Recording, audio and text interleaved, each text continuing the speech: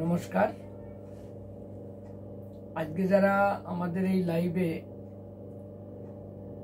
দেখতে পাচ্ছেন তাদেরকে আমি বাংলা ভাষা মঞ্চের সম্পাদক নিতিশ বিশ্বাস। সাম্প্রতিক যে একটা ঘোষণা হয়েছে ধ্রুপদী ভাষার ব্যাপারে, সেটা নিয়ে আমি কয়েকটি কথা নিবেদন করি এবং এতে আমাদের সমিতিরও একটা বড় অবদান আছে। আপনারা অনেকে জানেন যে আমরা আমাদের যে পত্রিকা, তার নাম হচ্ছে ঐকতান গবেষণাপত্র, সেই পত্রিকার মাধ্যমে আমরা 1995 সাল থেকে আমরা ভাষা আন্দোলনের কাজ সরাসরি করছি। আর তার আগে 1971 সালে যখন বাংলাদেশ স্বাধীন হয়, বিশেষ করে পশ্চিম পাকিস্তান থেকে মুক্ত হয়, তখন থেকেই আমাদের দুই বাংলার সম্প্রীতির বাহক হিসেবে ঐকতান পত্রিকা প্রকাশিত হচ্ছিল এবং তাতে ঢাকা বিশ্ববিদ্যালয়, কলকাতা বিশ্ববিদ্যালয়, রবীন্দ্র ভারতীতে পড়তাম, সেখানে সবকিছু মিলিয়ে তার শিক্ষকরাও যুক্ত ছিলেন। এখন এই প্রেক্ষাপটে আমরা অনেক দিন থেকে ঐকতানের একটা সাধনা ছিল মাতৃভাষা সাধনা। তার যেমন একটা কাজ হচ্ছে মাতৃভাষী মানে বাঙালি যারা ভারতবর্ষে নানা জায়গায় পড়ে আছে তাদের জন্য কাজ করা, উদ্বাস্তু হিসেবে, প্রবাসী হিসেবে, আবার অন্যদিক থেকে মাতৃভাষার জন্য কাজ করা। তা আমরা এখানে লক্ষ্য করে দেখলাম যে ভারতে যদি একক মাতৃভাষী জনসংখ্যা দেখা যায়, তাহলে বাংলা ভাষীরাই হচ্ছে সবচাইতে বেশি। আসাম, আন্দামান, ঝাড়খণ্ড, ত্রিপুরা, পশ্চিমবঙ্গ, বিহার, উড়িষ্যা সব মিলিয়ে তারা বেশি। কিন্তু প্রশাসনিক কারণে যেহেতু হিন্দি ভাষীরা বেশি সংখ্যক না, কিন্তু প্রশাসনিক কাজের জন্য হিন্দুস্তানি ভাষা অর্থাৎ উর্দু এবং হিন্দির মিশ্রিত একটা রূপ ছিল, তাকে গান্ধীজি ভারতের ব্যবহারের ভাষা করতে চেয়েছিলেন। কিন্তু পরে হিন্দুপন্থীরা তারা ওই হিন্দুস্তানির বদলে হিন্দিকে মানে হিন্দিকে তারা সামনে নিয়ে এলো এবং শেষ পর্যন্ত আমাদের বাংলার সুনীতি চট্টোপাধ্যায়ের দায়ের সুপারিশ অনুসারে এবং কিছুটা অন্যায় করেই হিন্দি অফিসিয়াল ল্যাঙ্গুয়েজ হলো। আর যেহেতু প্রায় 200 বছর ধরে ইংরেজির প্রশাসন চলছিল, সেই জন্য ইংরেজি ছাড়া ভারতবর্ষের দক্ষিণ এবং উত্তর পূর্বাঞ্চলের মানুষের সাথে যোগাযোগের ব্যবস্থা হতো না। সেই জন্যে ইংরেজিটাও প্রাধান্য বিস্তার করে রয়ে গেল, কিন্তু মাতৃভাষী জনগণ হিসেবে বাংলা বাদ চলে গেল। আর একটা বড় বেদনার কথা এখানে আছে, কোনোভাবেই আমাদের বাংলা ভাষীরা তাদের ভাষার জন্য যখন তার অধিকার ছিল, যখন রবীন্দ্রনাথ বঙ্গভঙ্গ আন্দোলন করছে, সে সময়ও বাংলা ভাষার প্রাধান্যের কথা তেমন করে তারা উচ্চারণ করেনি এবং তা চায়নি। এমনকি আমাদের যে মহান নেতা নেতাজি, তিনি যে আজাদ হিন্দ ফৌজ গঠন করেছিলেন, তার যে লিঙ্ক ল্যাঙ্গুয়েজ সেটাও ছিল মূলত হিন্দি, ইংরেজি, উর্দু মিশ্রিত। সেই জন্যে তিনি যে গানটাও করেছিলেন সেখানে, সে গানটাও উর্দুর থেকেই প্রায় নেয়া বা হিন্দুস্তানির থেকে নেয়া। ওনার বাঙালির এই উদারতা শেষ পর্যন্ত বাঙালিকে অনেক বেদনায় নির্যাতন ফেলেছে এবং নেতাজির জীবনেও যেমন একটা ট্রাজিক জীবন, সবচাইতে বেশি ত্যাগ করা সত্ত্বেও তিনি স্বাধীনতার কোনো কিছু পেলেন না, নিশ্চিহ্ন হয়ে গেলেন, তেমন করে বাংলা ভাষাটারও এরকম একটা দুর্ভাগ্য আছে। আমি এখানে ধ্রুপদী ভাষার প্রসঙ্গে বলতে গিয়ে এত কথা বলছি এই জন্যে যে ধ্রুপদী ভাষার ব্যাপারটা কিন্তু এই আধুনিকভাবে যে বাংলা ধ্রুপদী ভাষা হবে এটা তো আমরা চাইও নি, কারণ ধ্রুপদী ভাষা হচ্ছে সংস্কৃত, ধ্রুপদী ভাষা হচ্ছে তামিল, ধ্রুপদী ভাষা হচ্ছে হওয়া উচিত সান্তালি, ধ্রুপদী ভাষা হওয়া উচিত পালি, প্রাকৃত, যারা অনেক আগের, যে ভাষার মানুষ এখন তেমন ব্যবহার করে না, কিন্তু তার একটা ধ্রুপদী মূল্য বা একটা ক্লাসিক্যাল ভ্যালু আছে সেই জন্য। কিন্তু বিশেষ করে গত যে শিক্ষানীতি 2020 ঘোষণা করা হয়েছিল, 2020 বলে সেই যে শিক্ষানীতি ঘোষণা করা হয়েছিল, তাতে একটা আইনের ধারায় আছে প্রাইমারি এডুকেশনে ক্লাস 6 পরে আর তার বাড়ির ভাষা, লোকাল ল্যাঙ্গুয়েজ, এসব ভাষা পড়ানোর কোনো সুযোগ থাকবে না। স্কুলে কি থাকবে? থাকবে একটা ইংরেজি ভাষা, থাকবে একটা ইন্ডিয়ান ল্যাঙ্গুয়েজ, থাকবে আর একটা হচ্ছে ধ্রুপদী ভাষা। এখন এই ধ্রুপদী ভাষার ব্যাপারটা যাতে দক্ষিণ ভারত থেকে বড় রকমের আন্দোলন না ওঠে, সেই জন্য আগেই সংস্কৃতের আগেও তামিলকে ধ্রুপদী ভাষা ঘোষণা করে দেওয়া হলো, যেহেতু তামিল আন্দোলন করে বেশি। তামিলের পরে সংস্কৃত হলো, তারপরে আরো কয়েকটি ভাষা হলো। এটা আমি এই আলোচনার ভিতরে ঢুকে গেলে পরপর বোঝা যাবে। আমি এই কথা বলে যেটা বলতে চাই, সম্প্রতি এই গত 3রা অক্টোবর 2024, মানে এই যে 3রা অক্টোবর, এই কয়েকদিন আগে গেল, এখন তো আমরা ডিসেম্বরের শেষ 25 তারিখের দিকে, তো সেই দিক থেকে 3রা অক্টোবর 2024-এ কেন্দ্রীয় ক্যাবিনেট মিনিস্টার, তার নাম হচ্ছে অশ্বিনী বৈষ্ণব, তাকে যে ঘোষণা করা হলো, তিনি মেইনলি রেলের মন্ত্রী, রেল, তথ্য ইত্যাদি। তিনি বললেন যে এখন থেকে বাংলা, অসমিয়া, পালি, প্রাকৃত ও মারাঠিকে এবার ধ্রুপদী ভাষা হিসেবে স্বীকৃতি দেওয়া হলো। এর আগে কি ছিল? এর আগে ছিল তামিল, যেটা হচ্ছে 2004 সালে, সংস্কৃত তারপরে হলো, ওই আগে যে বলেছিলাম 2005 সালে, তেলেগু সেটা হলো 2008 সালে, কন্নড় সেটা হলো 2008 সালে, মালায়ালাম হলো 2013 সালে, এবং ওড়িয়া সে হলো 2014 সালে স্বীকৃতি প্রদান করা হলো। ওই আগের যে দক্ষিণ ভারতের ভাষাগুলোকে স্বীকৃতি দেওয়া হয়েছিল এই জন্যে যাতে তারা না কোনো আন্দোলন করে। কারণ ওই এই এই এই যে শিক্ষানীতিটা এলো 2020-তে, তাতে ওই ক্লাসিক্যাল ল্যাঙ্গুয়েজের কথা বললো, তাতে ক্লাসিক্যাল ল্যাঙ্গুয়েজ যদি ধ্রুপদী ভাষা হিসেবে তারা পড়তে পারে, তাহলে তারা আন্দোলন করবে না, স্কুলে এসে গেল। কিন্তু তাতে বাদ পড়েছিল বাংলা টাংলারা, যা শেষ পর্যন্ত গত এই বছরের ভিতর হলো। এই আমাদের চাহিদা ছিল, আমরা যখন দেখলাম 2013 সালে 14 সালে ওড়িয়া ভাষাকে করলো, ওড়িয়া ভাষাও ইন্দো এরিয়ান ল্যাঙ্গুয়েজ, মানে নব্য ভারতীয় আর্য ভাষা, যে ভাষাগুলো যেমন ওড়িয়া, হিন্দি, অসমিয়া ইত্যাদি, এই ভাষাগুলো তো ধ্রুপদী ভাষা মানে পুরনো ভাষাও না। আর একটা নিয়ম করেছিল যে ধ্রুপদী ভাষা কারা হবে।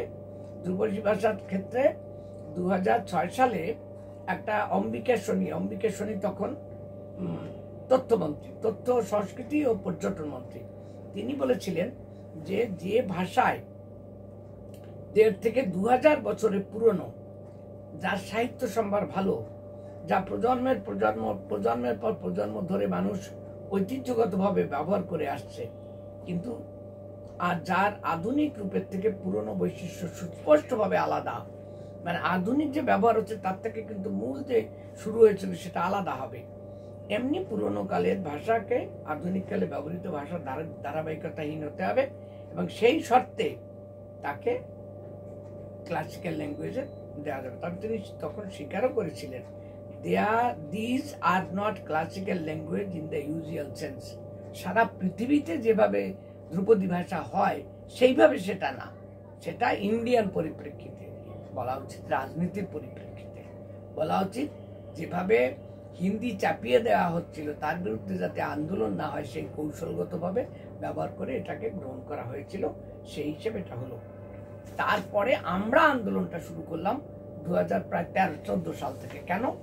যদি ওড়িয়া হতে পারে, ওড়িয়া তো বাংলার বোন ভাষা, ওড়িয়া যদি হতে পারে তাহলে তারা হবে না কেন? এই হিসেবে আমরা এটা করি, এবং আমরা কেন্দ্রীয় সরকারকে আমরা মিছিল করি, মিটিং করি, মুখ্যমন্ত্রীকে চিঠি দিই, আমরা দিল্লিতে চিঠি দিই, রাষ্ট্রপতিকে, তখন রাষ্ট্রপতি ছিলেন ওই ভদ্রমহিলা, কি জন্য না, ওই কোবিন্দের আগে উনি ছিলেন, তাকেও আমরা চিঠি দিয়েছিলাম। আমাদের 17 দফা একটা দাবি ছিল। সেই 17 দফা দাবির ভিতরে আমাদের এই ক্লাসিক্যাল ল্যাঙ্গুয়েজ করার একটা দাবি ছিল, কিন্তু তখন আমরা অত বড় করে করিনি, কারণ তখন এই প্রয়োজনীয়তাটা তেমন আসেনি। এইবার আমরা যেটা, আমরা এই আন্দোলনটা করার ফলে, এবং আমরা এইবার যখন ওইটা হলো, তখন আন্দোলনটা আমরা আরো জোরদার করলাম। আমরা যেমন অনেক ভিআইপিকে দিয়ে সই করিয়ে, বিশিষ্ট শিক্ষাবিদদের সই করিয়ে রাজ্যপালকে দিয়েছি, আমরা দিল্লিতে পাঠিয়েছি, এডুকেশন মিনিস্টারকে পাঠিয়েছি, স্বরাষ্ট্রমন্ত্রী, যেহেতু স্বরাষ্ট্রমন্ত্রীর অধীনে হচ্ছে ভাষাটা ভারতবর্ষে, সেই জন্য তাকেও দিয়েছি, ইত্যাদি করে আমরা এইটা একটা আন্দোলন করি। এবং আর একটা কথা এখানে বলা দরকার, যে আমরা খোঁজ নিয়ে দেখলাম যে আমরা একটা সংগঠন যদি দিল্লিকে চিঠি দিই তাহলে তাতে হবে না। একে বলে প্রজেক্ট দেয়া, মানে একটা কেন এটা হবে তার কারণ টারণ দর্শন করে দেয়া, কিন্তু গভর্নমেন্টের মাধ্যমে দিতে হবে। যেমন অনেকে জানেন যে আমাদের যে আন্তর্জাতিক ভাষা হিসেবে বাংলা স্বীকৃত হয়েছে, সেটা কিন্তু হাসিনা গভর্নমেন্ট সেই সময় ইউএনএকে লিখেছিল। যদি তা না লিখতো, যে দুটো ছেলে আমেরিকা বসে নিউ ইয়র্কে বসে দিয়েছিল, তাদের চিঠিতে হতো না। তারা ইনিশিয়েটিভ নিয়েছিল, এটা ভালো। যার জন্য আমরা আন্দোলন করেছি, আমাদের আন্দোলনের জন্যই শুরু হয়েছে এটা বলাটা ঠিক না। গভর্নমেন্টকে তার জন্য প্রপোজাল দিতে হয়, যার জন্য আমরা গভর্নমেন্ট, থ্রু গভর্নমেন্ট না, গভর্নমেন্টে ডাইরেক্ট লিখতে হবে না। সেটা আমরা গভর্নমেন্টকে, মানে কোন গভর্নমেন্টের কথা বলছেন? কেন্দ্রীয় সরকারকে লিখতে হবে, রাজ্য সরকারের।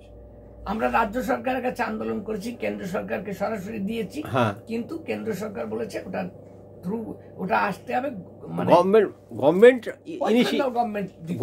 ইনিশিয়েটিভ নেবে, গভর্নমেন্টের প্রপোজাল যাবে, আচ্ছা, তা নাহলে হবে না, গভর্নমেন্ট না চাই। এই জন্য তখন আমরা এখানে ডেপুটেশন দিই, এ করি, এরা তারপরে সেই 13 সালে দেই, ওরা 20 সালে আবার এই যখন এই শিক্ষানীতি ঘোষণা হলো, তারপরে আবার আমরা বড় করে আন্দোলন করি, মন্ত্রীকে ডেপুটেশন দিই। তারপরে মন্ত্রী 20 সালের পরে 21 সালে এসে একটা কমিশন করে। কি কমিশন? যে এই যেভাবে যাতে দেওয়া যায় তার জন্য একটা বোর্ড করে। সেই বোর্ডের নাম হচ্ছে ILSSR, অর্থাৎ institute of language and research.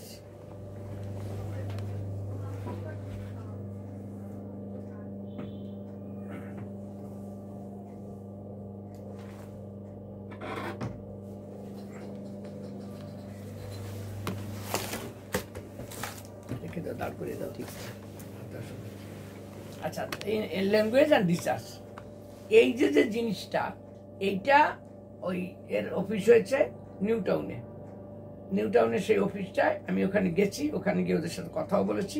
ওর যে ডাইরেক্টর, সে হচ্ছে স্বাতী গুহ। সেই ভদ্রমহিলা অনেক চেষ্টা করেছে, এটা ভালো। এবং আমাদের যে মন্ত্রী এখন, আমাদের শিক্ষামন্ত্রী ব্রাত্য বসু, তারও একটা ইনিশিয়েটিভ ছিল, তার নাহলে হতো না। এখন ওই কমিটিতে আমাদের ক্যালকাটা ইউনিভার্সিটির একজন আর্কিওলজির প্রফেসর ছিল, তার কাছ থেকে আমি আরো জেনেছি যে এই কাজের জন্য ওই বর্ধমান বিশ্ববিদ্যালয়ের একজন অধ্যাপক চান দত্ত, তিনি বেশ ইনিশিয়েটিভ নিয়েছেন, এবং ওই কমিটিতে অনেকে ছিল। এবং এইটা হওয়ার ফলে হলো কি, এইটা পাঠানো হলো এবং স্বীকৃতিটা পাওয়া গেল। আচ্ছা দাদা, এই স্বীকৃতিটা এটাতে আমাদের ব্যবহারিক জীবনে কি কাজে লাগবে? আচ্ছা, এইটা বলি, ব্যবহারিক জীবনে কি হবে, এতে কতগুলো সুযোগ আছে। সুযোগ যেমন হচ্ছে, এইটা যদি হয় তাহলে এরা আমাদের একটা দেবে, গভর্নমেন্ট একটা 2 কোটি টাকার একটা স্যাংশন দেবে ইন্টারন্যাশনাল সেমিনার করার। বিভিন্ন বিশ্ববিদ্যালয়ে চেয়ার প্রফেসর দেবে, অর্থাৎ একজন চেয়ার প্রফেসর যদি হয়, তার মাইনে হবে প্রায় 3 লাখ টাকা মাসে, তাহলে বছরে তার জন্য প্রায় 36 লাখ টাকা। এইরকম করে তার স্টাফরা থাকবে। একজন প্রফেসর থাকতে গেলে তার তো একটা স্টাফ থাকবে, তার একটা অফিস থাকবে, তার ডিপার্টমেন্টের তার কাজ থাকবে।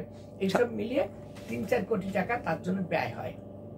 এবং তাতে আরেকটা জিনিস হয়, ওই সেমিনারটাতে পৃথিবীর বিভিন্ন দেশের মানুষ আনা যাবে, তাতে খরচ হয়, তাতে 1 কোটি টাকার মতো খরচ হয়ে যাবে।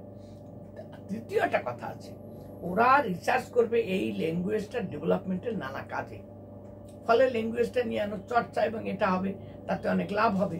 এবং সারা পৃথিবীতে কোথায় কি কি ভাষায় বাংলা কোথায় কি কাজ টাজ হচ্ছে তার গবেষণাটা ওখানে হবে। যেমন আজকে বাংলাদেশ পূর্ব বাংলা তো পাকিস্তান হতে যাচ্ছে প্রায়, আমি এটা এই প্রসঙ্গে বলি, সেখানে তো আর আজকাল আর বাংলার যে অধিকার ছিল তা থাকবে না। তাহলে এখন কে করবে? তাহলে এইসব প্রতিষ্ঠানগুলো যে হলো স্বীকৃতি দেয়, তাতে তারা কাজে লাগবে।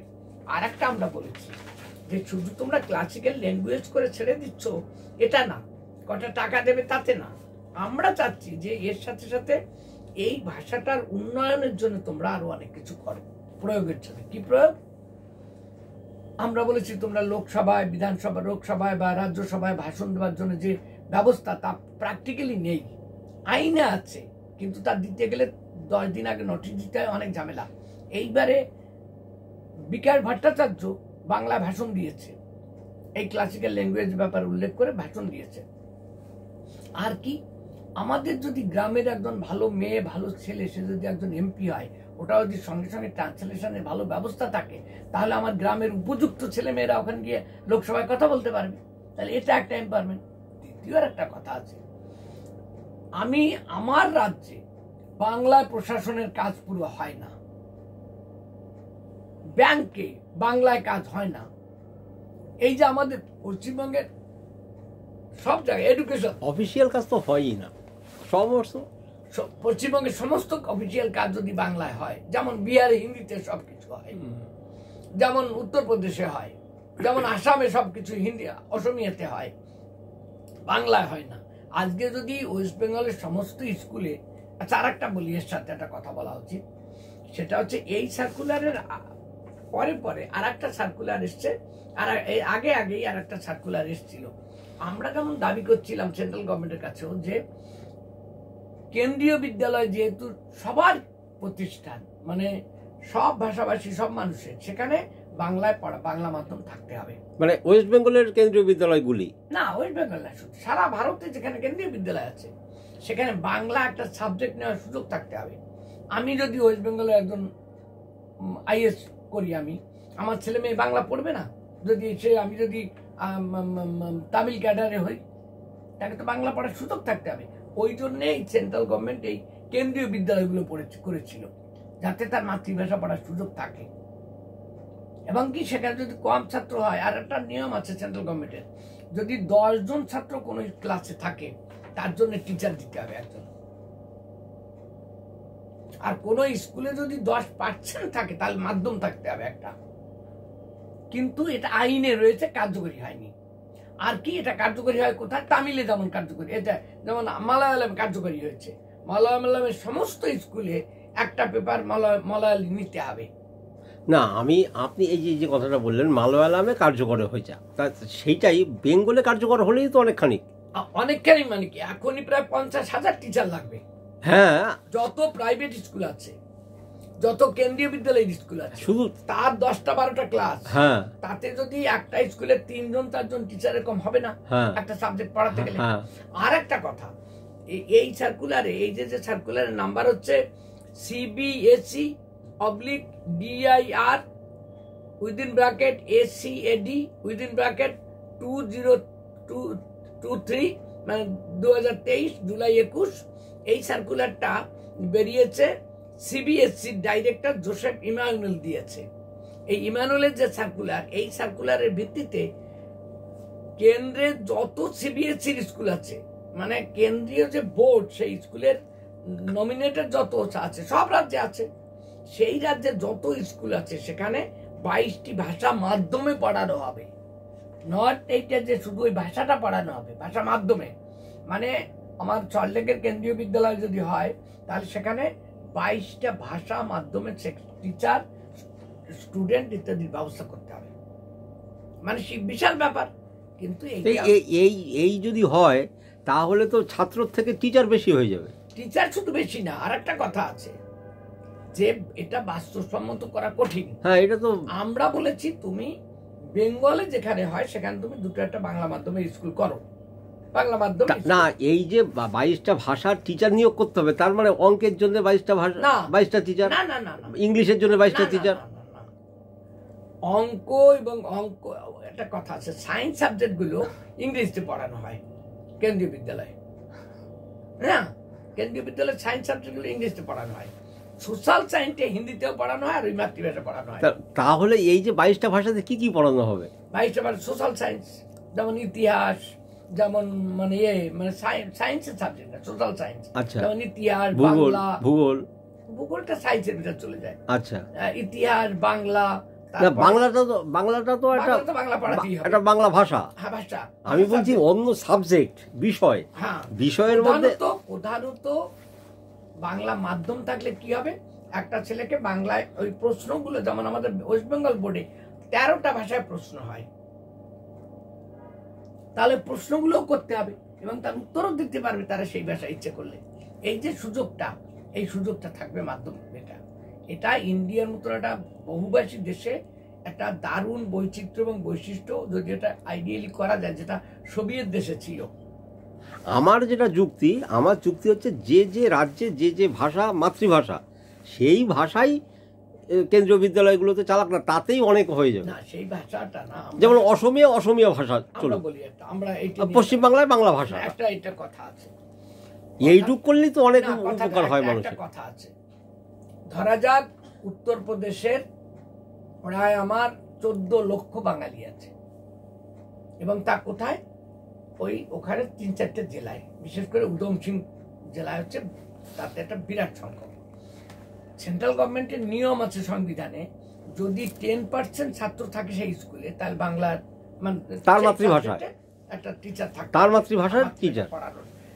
আমরা বলছি যে তার মাতৃভাষা একটা সাবজেক্ট পড়ানো হোক, বাংলার বাইরে যেসব জায়গায় স্কুল আছে সেখানে, সেজন্য একটা অপশনাল সাবজেক্ট নিতে পারে মাতৃভাষা, থার্ড অথবা সেকেন্ড অথবা third subject.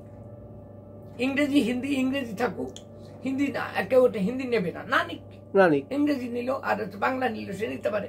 West Bengal second language যেমন ওয়েস্ট বেঙ্গল বোর্ডেও আছে ওই রকম।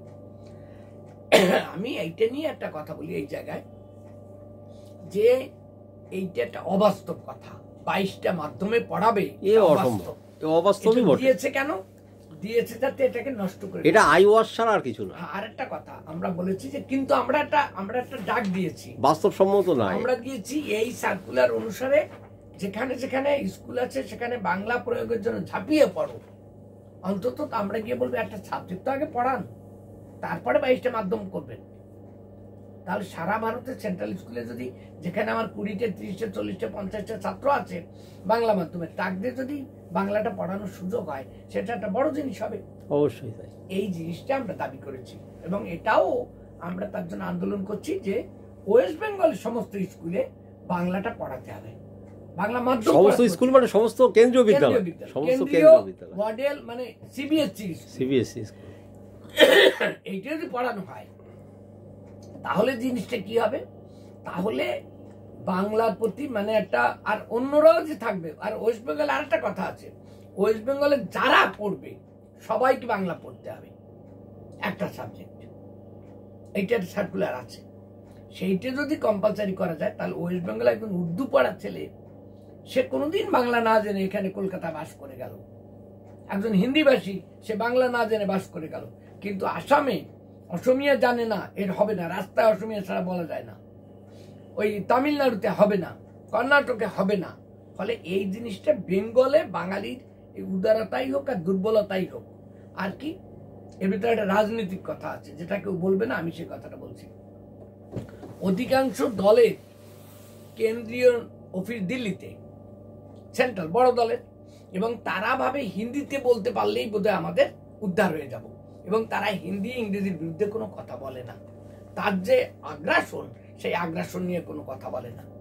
কিন্তু যেমন এই সিপিএম এর কথা বলি, কেরলে গভর্নমেন্টটা তো সিপিএম এর, তারা যদি তার রাজ্যের সমস্ত স্কুলে মালায়ালাম কম্পালসারি করতে পারে, তাহলে এরা এখানে 34 বছর শাসন করলো, কেন তারা বাংলাকে কম্পালসারি করলো না সব স্কুলে?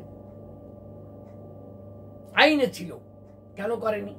ওই কেন্দ্রীয় কমিটি যেহেতু, ওই জন্য কেউ করেনি। কিন্তু ওদেরও তো, তার মানে আপনি কি এখানকার মুখ্যমন্ত্রী তো কেন্দ্রীয় কমিটির মেম্বার না, তার মানে আপনার কথার থেকে এইটা বেরিয়ে আসছে যে পশ্চিমবাংলায় একটা কেন্দ্রীয় একটা রাজনৈতিক দলের কেন্দ্রীয় অফিস আপনি আশা করেন?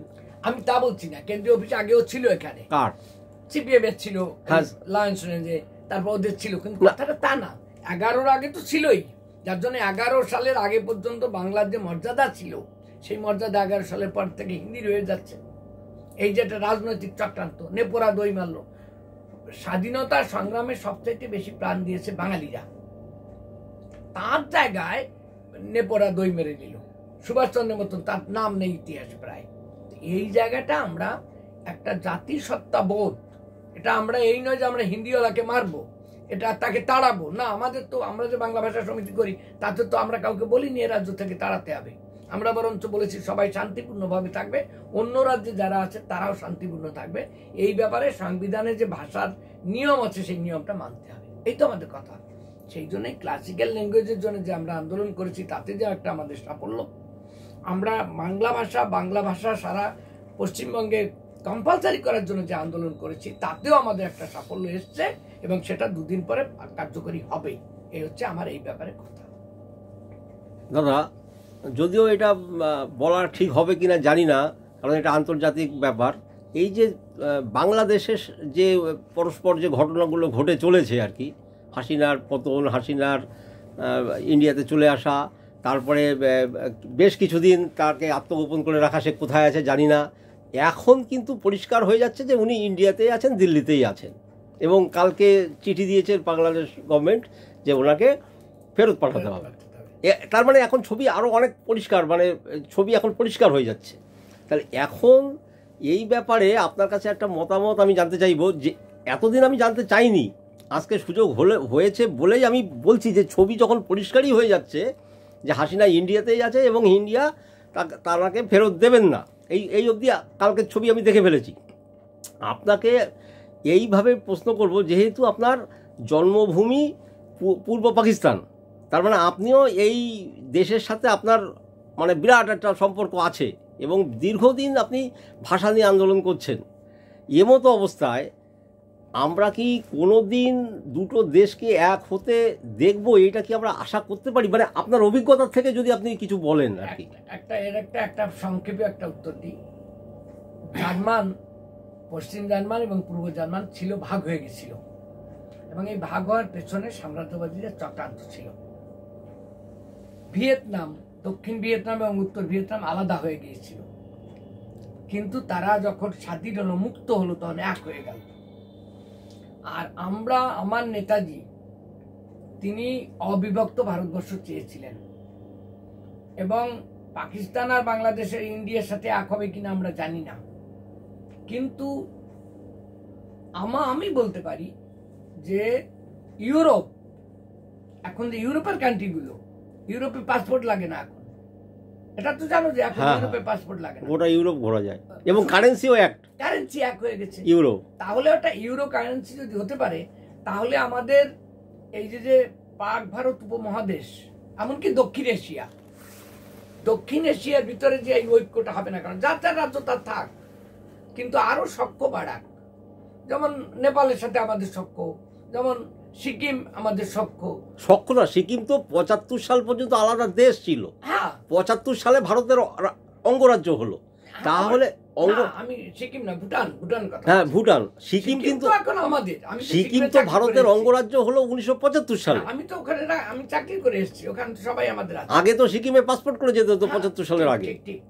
আমি যেটা বলতে চাচ্ছি যে আমি পৃথিবীর এখন যা কনসেপ্ট, এখন আর কোনো দেশ দখল করা যাবে না, কোনো জাতিসত্তাকে হত্যা করা যাবে না, অবদমিত করা যাবে না। এখন করতে হবে বন্ধুত্ব, এখন করতে হবে ওই ইউরো দেশের মতন করে আমাদের একটা সলিডারিটি থাকতে, তাদের আলাদা থাকবে সমস্ত কিছু, সবকিছু, কিন্তু আমাদের এক কারেন্সি হবে, এক দেশ থেকে আরেক দেশে যাতায়াতের সুযোগ থাকবে, সহজ শিক্ষার সুযোগ থাকবে, ইন্টেলেকচুয়াল যোগাযোগ থাকবে, সেই রকম। এবং আর একটা কথা বলি, বাংলাদেশ এবং পশ্চিমবঙ্গ, ত্রিপুরা, আন্দামান, এমনকি ঝাড়খণ্ড, বিহারের বড় একটা অংশ, এই গোটা অংশটাই কিন্তু হচ্ছে বাংলাভাষী প্রধান। না সেটা তো আমরা দেখতে পাই যে এলাহাবাদ পর্যন্ত বাংলার ছিল, আগে ছিল তো একবার পাঞ্জাব পর্যন্ত। হ্যাঁ, ক্যালকাটা ইউনিভার্সিটি পাঞ্জাব থেকে বায়ানবার পর্যন্ত ছিল। হ্যাঁ, আর ওদিকে মাদ্রাজ আর বোম্বে ইউনিভার্সিটি আলাদা ছিল। এই যে গ্রেটার বেঙ্গলটা ছিল, এইটি তো বেঙ্গল প্রভিন্স, তার তো কোনো ক্ষতি ছিল না।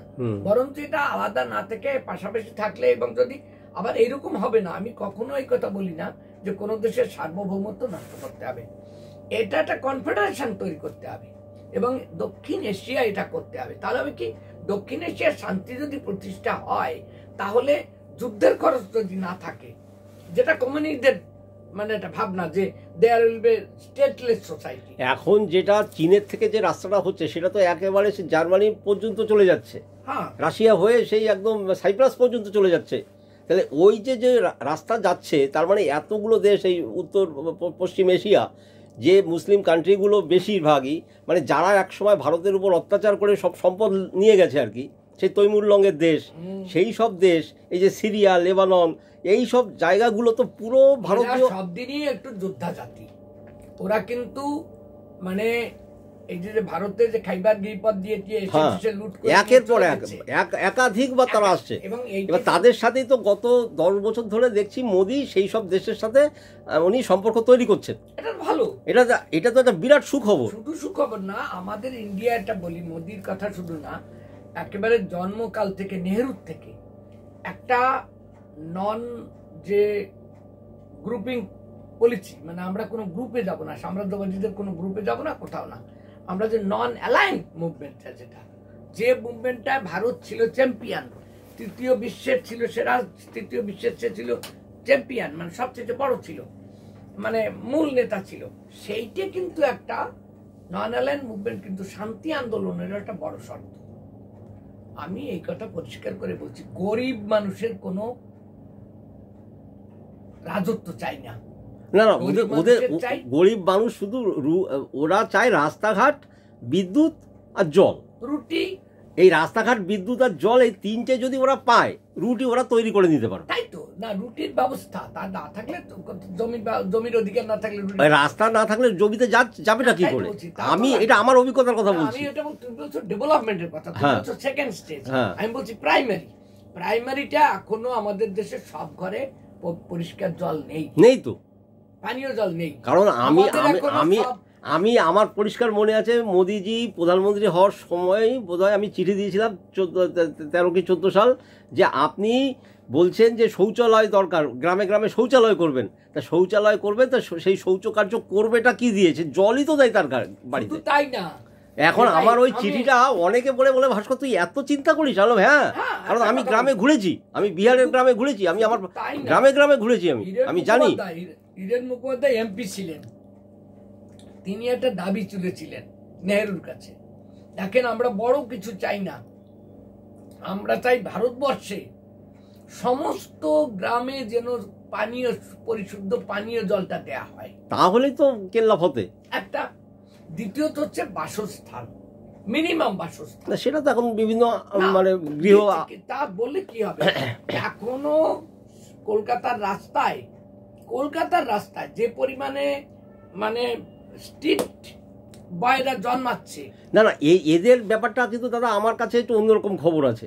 আমি জানি দক্ষিণ 24 পরগনার সুন্দরবন অঞ্চলের লোকেরা, তারা কিন্তু এই রাস্তাতে এসে বসবাস করছে, এবং এটা হচ্ছে আমার ব্যক্তিগত খবর। আমি বলি, আমি তো দেখি ওইখানে যে কথাবার্তাগুলো বলে তার অধিকাংশ অবাঙালি।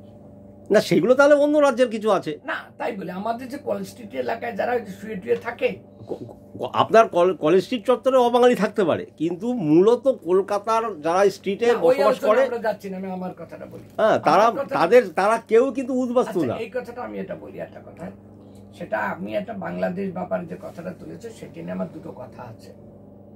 একটা কথা হচ্ছে,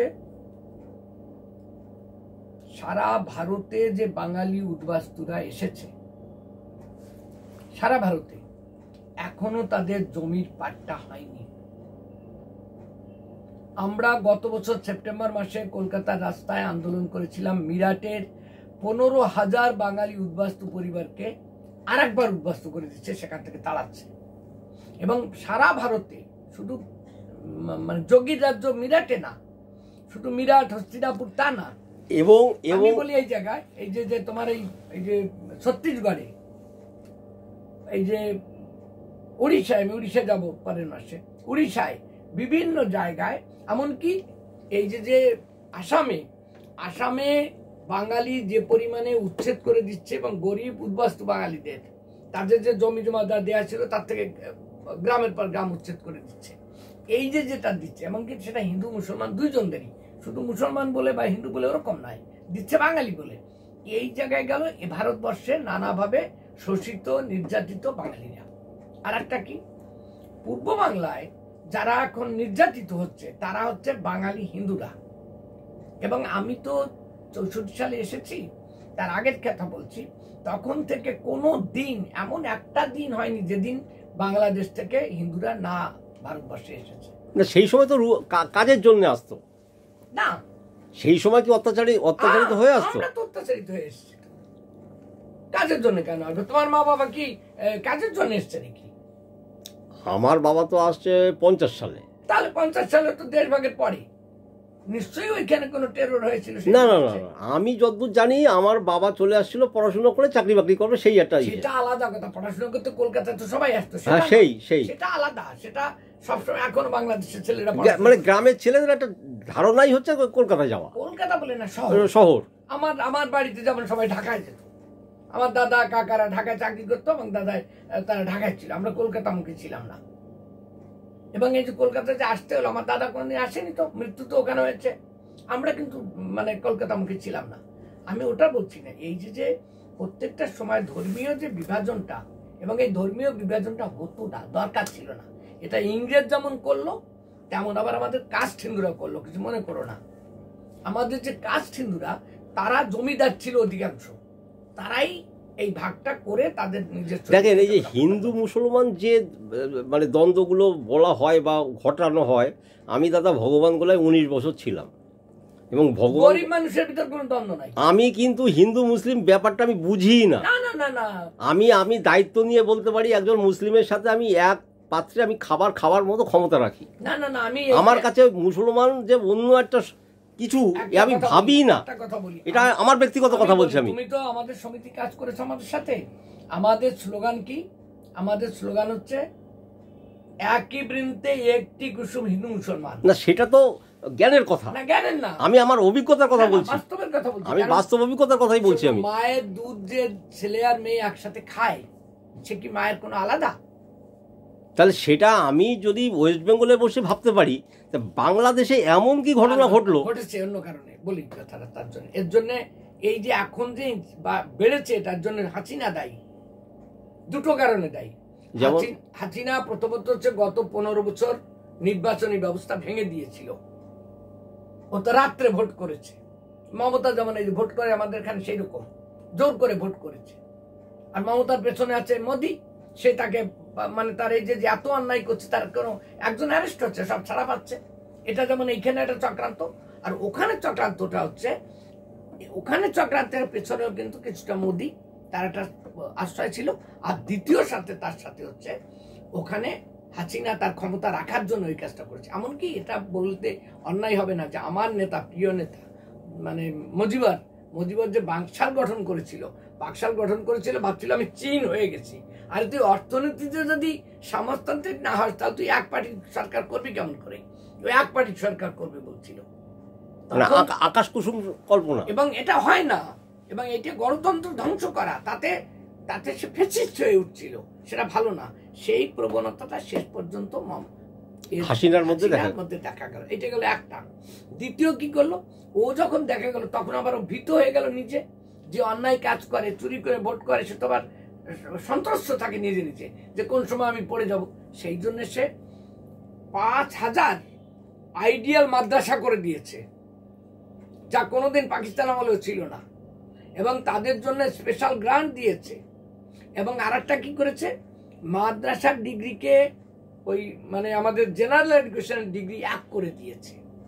এই 1 করে দেওয়ার ফলে হয়েছে কি, আজকে ঢাকা ইউনিভার্সিটিতে মার্কস বেসিসে ভর্তি হয়, মাদ্রাসার থেকে যারা ফার্স্ট ডিভিশন পেয়ে আসে আর আমাদের একটা ফরিদপুর কলেজ থেকে যে ফার্স্ট ডিভিশন করে আসে, তাদের অনেক পার্থক্য। তারা ভালো জানে না, তাদের সায়েন্স টাইন্স পড়ানো অনেক দুর্বলতা আছে, এক সিলেবাস না।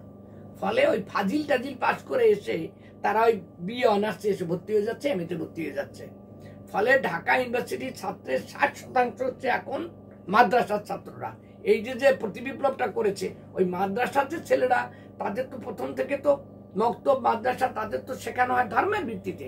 তারা তো একটা মুসলিম রাষ্ট্র কায়েম করার জন্য তারা গড়ে উঠেছে। এখানে আমাদের তো টোল ব্যবস্থা নেই, আমাদের এখানে আরএসএস এর স্কুল মমতা এসে বেড়েছে, কিন্তু তো সেই পরিমাণে এত বৃদ্ধি ওয়েস্ট বেঙ্গলে হতে পারেনি। সেই জন্য এখানে সেকুলারিজম, যে সেকুলারিস্টিক আইডিয়াটা যত বাস্তবসম্মত, সেই সম্মত ওখানে না।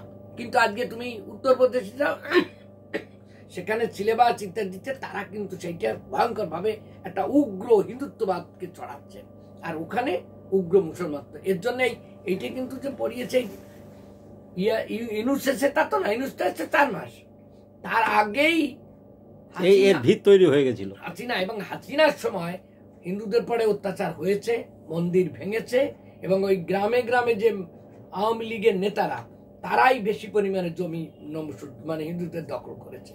এই পাপের জন্য এই ঘটনাটা ঘটলো। এর থেকে এখন ত্রাণ কি? আমার কথাটা হচ্ছে, যদি পূর্ব বাংলায় যথাযথভাবে নির্বাচন হতে পারে, আমার মনে হয় না যে জামাত শাসনে আসতে পারবে। কারণ এখনো মুক্তিযুদ্ধের যে আবহাওয়া, মুক্তিযুদ্ধের যে একটা ভালো চেতনা ছিল, সেই চেতনায় সমৃদ্ধ অনেক মানুষ এখনো বাংলাদেশে আছে, এবং আমরা আশা করছি তারা ওখানে গণতন্ত্র প্রতিষ্ঠা করবে।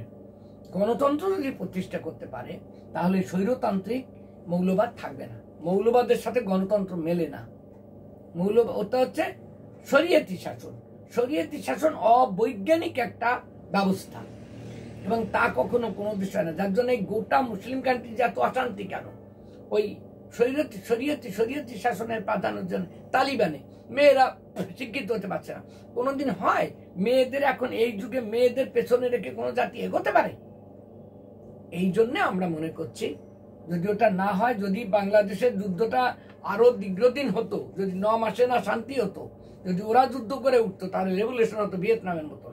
না, এখন 2-1 দিনের মধ্যে যা খবর, ওইদিকে ওই আরাকান আর্মি ওরা তো চলে আসছে চট্টগ্রামের দিকে। আজকের খবর হচ্ছে ওরা প্রায় বহু অংশ দখল করে নিচ্ছে, মানে আরাকানের, এবং ওরা রোহিঙ্গাদেরকে তাড়াচ্ছে। ওদের আবার দিচ্ছে, মদত দিচ্ছে চীন। এবার রোহিঙ্গা তো ঢুকে যাচ্ছে বাংলাদেশে। বাংলাদেশে ঢুকলে এরা বাংলাদেশের প্ল্যান ছিল যে রোহিঙ্গাদের দিয়ে ভারতের যুদ্ধ করাবে, মানে খারাপ পড়ছে। সেটা তো হয় না, মানুষ ইচ্ছে করলেই এরকম করা যায় না। আচ্ছা, আর একটা কথা বলি, যে কেউ তো দায়িত্ব নিতে চাচ্ছে না, ভারত সরকার নীরব। না, ভারত সরকারের নীরবতাকে আমি একদিক দিয়ে সমর্থন করি। যুদ্ধের জিগির তোলা ভালো না। যুদ্ধের জিগির তুললে, আজকে আমার ছেলেটা একটা পড়াশোনা করে আর একটা চাকরি করে, এই যে ছেলেমেয়েরা যে বিকাশমান, এই বিকাশটা ধ্বংস হয়ে যাবে, স্কুল কলেজ বন্ধ হয়ে যাবে। একেই তো ওয়েস্ট বেঙ্গলের এডুকেশন শেষ হয়ে গেছে। সেই জন্য যুদ্ধের দামামাটা ভালো না। একেবারে আমরা তাহলে আবার চুপ করেও তো বসে থাকতে পারছে না, তা নয়। ডিপ্লোম্যাটিক যে ওয়ার্ডটা, যেটা আমি একটা কথা এখানে দৃষ্টান্ত দিচ্ছি। মানেক শাহকে যেদিন জিজ্ঞেস করছিল Indira Gandhi, are you prepare to war, বলছে না। কেন? বলছে যে এই বর্ষাকালে এখন করা যাবে না। গেল একটা। দ্বিতীয় আর একটা কথা আছে, উনি আর একটা বললেন যে পৃথিবী কিন্তু প্রস্তুত হয়নি। তার জন্যে ইন্দিরা গান্ধী মনে আছে বিভিন্ন দেশ ঘুরে বেড়ালো, ঘুরে গেড়িয়ে তার একটা প্রস্তুত করলো, তৃতীয় বিশ্বে তার একটা সাপোর্ট প্রস্তুত করলো, যার জন্য আমেরিকা ছাড়া ওই পাকিস্তানের পক্ষে আর কেউ ছিল না সেই সময়। ওই যুদ্ধটা যার জন্য জয় করাটা তো সহজ হলো। আচ্ছা, আর একটা কথা বলি, আপনার তো অনেক মানবতাবাদী বড় বড় উকিল, ওনাদের সাথে পরিচয় আছে। কলকাতা হাইকোর্টে কি এই নিয়ে কোনো মামলা হতে পারে কিনা আপনি একটু আলোচনা করেন? বাংলাদেশের ব্যাপারে কলকাতা হাইকোর্টে মামলা হতে পারে না। পারে না? না, সেটা আপনি জিজ্ঞাসা করেন। না, পারে না।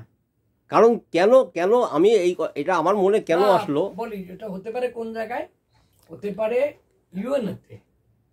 ইউএনএতে সুপ্রিম কোর্ট, আমাদের এখানে সুপ্রিম কোর্ট ইউএনএতে আপিল করতে পারে না, সেটা সেটা সেটা আমাদের গভর্নমেন্ট অফ ইন্ডিয়া ইন্ডিয়া করতে পারে, সেটা সুপ্রিম কোর্টে এতে মানে ইউএনএতে করতে পারে কি, যে যে অ্যামনেস্টি বলে না, অ্যামনেস্টি ইন্টারন্যাশনাল, ইন্টারন্যাশনাল, সেখানে কেন বলে যে ওখানে মানবতা ধ্বংস হচ্ছে, হ্যাঁ সংখ্যালঘুদের হ্যাঁ শেষ করা হচ্ছে, সংখ্যালঘু যে মারা যাচ্ছে এ নিয়ে কোনো সন্দেহ নেই। হ্যাঁ এবং আরেকটা কথা, ওরা বলছে সংখ্যালঘু না, এরা হচ্ছে আওয়ামী লীগ। কথাটা বুঝে নাও, তুমি আওয়ামী লীগকে মারবে কেন?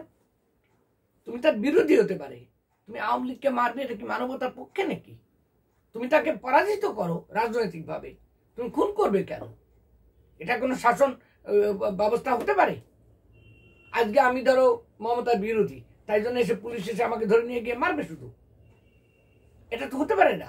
হ্যাঁ, দিনকে দিন যেরকম ভাবে অবস্থার মানে অবনতি হচ্ছে, তাতে আমার মনে হয় যে কোনো না কোনো পক্ষ থেকে কিছু না কিছু করা দরকার। প্রথম কথাটা হচ্ছে, আমি সেটা রাজ্য সরকার হোক, আমার কথাটা বলি, তুমি আর আমি, এটা এটা একটা কথা ভালো, কারণ আমাদের ভালো বলেছে কথা, সেটা হচ্ছে কি, যে ইউএন এর থেকে এ আসা উচিত, ডেলিগেশন ওখানে দেখার জন্য। It is a nice proposal. কারণ এইটা দিয়েছে বলে কথা না, আমি যখন চ্যানেলটা চালাচ্ছি তখন আপনার কাছ থেকে আমি কিছু, যেহেতু আমি আর আপনি মুখোমুখি আছি, তা আপনার অভিজ্ঞতা অনেক বেশি, আমি একটা কথা আপনি অনেক দূর পর্যন্ত আপনি জানেন। আরেকটা কথা, আপনি আমার চ্যানেলের মাধ্যমে আপনি সেই দাবিটা রাখেন। আরেকটা দাবি রাখছি আমি, সেটা হচ্ছে বাংলাদেশের যারা শুভবুদ্ধি সম্পন্ন লোক আছে, তাদের কথা বলার পরিমাণ খুব কম। দে শুড স্পিক, তাদের কথা বলা উচিত। এই আওয়ামী লীগের মারবো, আওয়ামী লীগ হয়েছে বলে মারবো, এটা কথা কি কথা? আওয়ামী লীগরা মুসলিম না, তুমি মুসলিম হয়ে তাকে মারছো? আওয়ামী লীগরা বাঙালি না, তুমি বাঙালি হয়ে তাকে মারছো? কেন মারবে? এইগুলো আপনি, এই কথাটাই আমি প্রথম বলতে চাই, যে বাংলাদেশে যারা শুভবুদ্ধি সম্পন্ন মানুষ আছে, তাদের ধীরে ধীরে ঐক্যবদ্ধ হয়ে, যারা কমিউনিস্ট আছে, একবার ভেবে দেখুন আপনারা যে আপনারা কি করতে যাচ্ছেন। যে যারা কমিউনিস্ট আছে, যারা প্রোগ্রেসিভ ছিল, যারা চিরদিন মানুষের পক্ষে কথা বলেছে, তাদের সুসংগঠিত হয়ে আবার প্রতিরোধ আন্দোলন করা উচিত। এই আহ্বান আমি জানাচ্ছি কোন দিককার একজন গরিব মুসলমান এবং একজন গরিব হিন্দু আমার কাছে কিচ্ছু আলাদা না। তারা দুইজনই আমার ভাই, দুইজনই আমার বোন। এদের ভিতরে লাগিয়ে দিলে আমার ঘরে আত্মদ্বন্দ্ব আমি চাই না। যার জন্য আমরা কলকাতায় কি বলেছিলাম, হিন্দু না ওরা মুসলিম, ওই জিজ্ঞেসে কোন জন, কান্ডারি বলে ডুবিছে মানুষ, সন্তান মোর মার। আমরা 31 অক্টোবর করেছি, আবার করেছি 4 ডিসেম্বর করেছি। আমরা কলকাতা মিছিল করেছি বুদ্ধিজীবীদের নিয়ে, এবং আমরা প্রতিবাদ করেছি। কি চাই? শান্তি চাই। কি চাই? জাগ্রত হতে চাই মানবতার। কি চাই? হিন্দু মুসলিম বড় কথা নয়, বড় কথাটা হচ্ছে কোনো বাঙালি আর একজন বাঙালিকে খুন করবে না। বড় কথা হচ্ছে একজন মুসলমান আর একজন মুসলমানকে খুন করবে না, একজন হিন্দু আর একজন মুসলমানকে খুন করবে না, একজন মুসলমান আর একজন হিন্দুকে খুন করবে না, একজন বাংলাদেশি আর একজন বাংলাদেশিকে খুন করবে না। এটা তো আমরা চেয়েছি। মতের বিরোধ থাকতেই পারে, বিরোধ না থাকলে গণতন্ত্র থাকে না। গণতন্ত্র থাকে না। এবং এই গণতন্ত্র যত শক্ত হবে, দেশ তত উন্নত হবে। তা না হলে যে শাসনে যাবে সে স্বৈরতন্ত্রী হয়ে যাবে, ব্যবস্থাটা ওই জায়গায় করা যাবে না।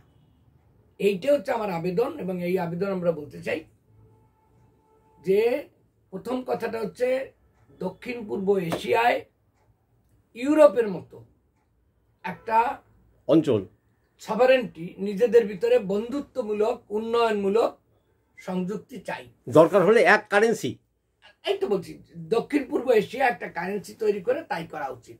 একটা কারেন্সি হলেই, হ্যাঁ, একটা কারেন্সি হলেই অনেক সমস্যা মিটে যাবে। দ্বিতীয় কথাটা কি হচ্ছে, যে বর্ডারে যে আমাদের এত অস্ত্র ব্যয় করতে হচ্ছে, আমেরিকা থেকে, রুশ থেকে, জার্মান থেকে কিনতে হচ্ছে, এই অস্ত্রের দরকার নেই।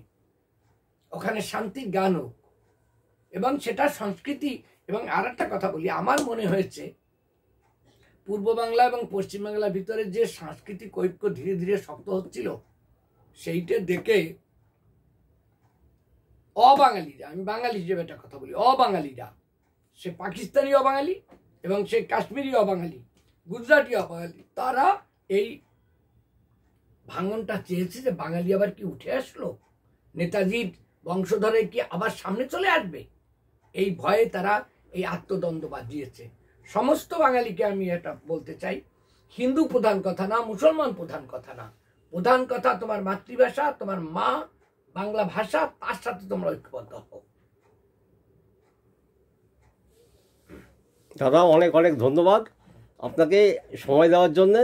আর এই আলোচনায় যে সব থেকে যে আজকে ক্রিম উঠে আসলো সেটা হচ্ছে একটা কারেন্সি, একটা ইউরোর মতন একটা কারেন্সি। একটা কারেন্সি শুধু না, কারেন্সি হলে তো শুধু হবে না, তার সাথে সাথে একটা কনফেডারেশন। হ্যাঁ, একটা কারেন্সিটাকে আমি শিশু হিসাবে ভাবতে পারি। করে একটা যেমন একটা বাড়িতে সন্তানাদি ছিল না, ওদের অশান্তির শেষ ছিল না। যখন ওদের সংসারে একটা ছোট্ট বাচ্চা আসলো তখন শান্তি আসলো। তো সেই রকম কারেন্সিটাকে আমি একটা শিশুর মতন কল্পনা করছি, যে এই রকম এই উত্তর।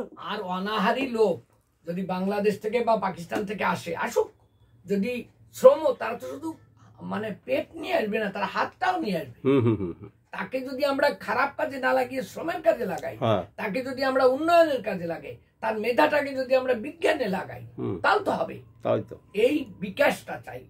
মনুষ্য সম্পদ যত পৃথিবীর শ্রেষ্ঠ জীব, এবং তার মাথায় যা আছে তার থেকে শক্তি সৌরজগতে কোনো মেশিনারির এত শক্তি নাই। সৌরজগতে এখন আবিষ্কার হয়নি, আছে নাকি কোনো গ্রহে আমি জানি না, কিন্তু আবিষ্কার হয়নি। যা আবিষ্কৃত হয়েছে তাই। আমাদের এরপরে এখন যুদ্ধ করতে হবে প্রকৃতির, এই যে অন্যায় আমরা করেছি প্রকৃতির বিরুদ্ধে, তাকে মানে রিস্টাবলিশ করার জন্য সেই যুদ্ধ আমাদের করতে হবে। সেই যুদ্ধ করতে হবে মানুষের ঐক্যটা তৈরি করার জন্য। তার প্রাইমারি ইউনিটটা আমি চাচ্ছি দক্ষিণ পূর্ব এশিয়া, চাচ্ছি বাংলাদেশ, পাক ভারত উপমহাদেশ, চাচ্ছি তার শান্তির আবেদন এবং সেই শান্তি। অনেক অনেক ধন্যবাদ দাদা আপনাকে আপনি আমাকে আবার এই সময়টা দিলেন। আপনি সুস্থ থাকেন, ভালো থাকেন। নমস্কার। আবার হয়তো আসবো আপনার কাছে। আজকে এই পর্যন্তই। দর্শক যারা দেখবেন আমার এই আজকের এপিসোড, আশা করি সমৃদ্ধ হবেন আপনারা। দাদার এই সব কথা শুনে আপনাদের ভালো লাগবে, আপনারাও ভালো থাকবেন। সবাইকে নমস্কার জানিয়ে আজকে 25শে ডিসেম্বর বড়দিন, এইরকম সুন্দর একটা ভিডিও আমি করতে পারলাম, আমি সত্যি গর্বিত। আমার মানে খুব ভালো লাগছে যে যীশু খ্রিস্টের জন্মদিনে আজকে আমরা শান্তির জন্য এত সুন্দর একটা আলোচনা দাদার কাছ থেকে শুনতে পেলাম। এটা দর্শকদের কাছে আমি একটা সুন্দর কেক, এটাকে আমি কেকই বলবো, আজকে একটা কেক আপনাদের উপহার দিলাম। আপনারা ভালো থাকেন, সবাই ভালো থাকেন। ধন্যবাদ।